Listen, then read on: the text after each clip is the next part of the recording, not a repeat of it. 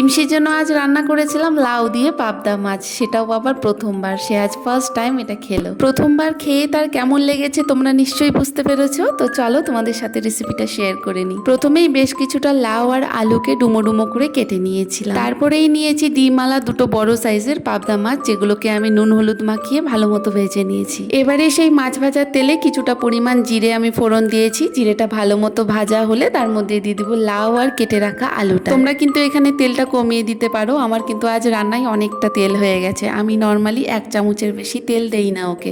তিমসি রান্নার পাশে কিন্তু আমি আমাদের রান্নাটাও সেরে নিচ্ছিলাম। তারপর সেই লাউ আর আলুর মধ্যে কিছুটা পরিমাণ লবণ আর হলুদ দিয়ে সেটাকে ভালো মতো ভেজে নিয়েছি। তোমরা চাইলে কিন্তু একটু বেশি ভাজতে পারো। আমি যেহেতু তিমসি সবজি বেশি ভাজাভাজি করি না, শুধুমাত্র সেদ্ধই করি, তাই আমি বেশি ভাজবো না। ভাজা হয়ে গেলে আমি এখানে অ্যাড করে দিচ্ছি জল। আর আমরা যে রেগুলার জলটা খাই তিমসি রান্নায় কিন্তু আমি সেটাই ইউজ করি। জল দেওয়ার পরে কিন্তু একটা কাঁচা লঙ্কাও আমি অ্যাড করে দিয়েছি। কাঁচা লঙ্কাটা আমি একটু ভেঙেই দিয়েছি। লঙ্কাটা কিন্তু ভীষণ ঝাল ছিল। তারপরে আমি ঢাকা চাপা দিয়ে রেখে দিয়েছিলাম 10 থেকে 15 মিনিটের জন্য। একদম 85 থেকে 90% সেদ্ধ হয়ে গেছে। তারপরে আমি ঢাকনা তুলে তার মধ্যে মাছগুলো দিয়ে দিয়েছি। মাছ দেওয়ার পরে 1 চামচ আমি ভাজা মশলার গুঁড়ো দিয়েছি। এটা হলো জিরে আর ধনে ড্রাই রোস্ট করে ডাস্ট করা। এটাই কিন্তু তিমসি রেগুলার খায়। এবারে মশলাটা ভালো মতো ঝোলের মধ্যে মিশিয়ে নিয়ে এটাকে ঢাকা দিয়ে আরো 10 থেকে 15 মিনিট বা তার থেকেও একটু বেশিক্ষণ রাখবো। প্রপার এটা কুক হবে, তারপরেই ওকে খাওয়াবো।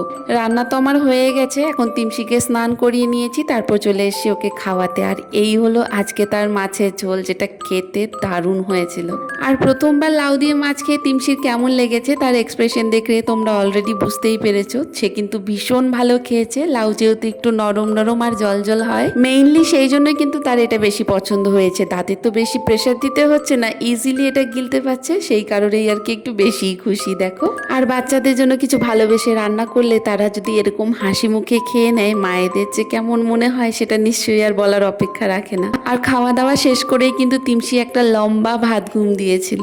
তো চলো এখন আসি, তোমাদের সাথে অন্য একটি ভিডিওতে দেখা হবে। ততক্ষণ সবাই ভালো থেকো, সুস্থ থেকো, বাই।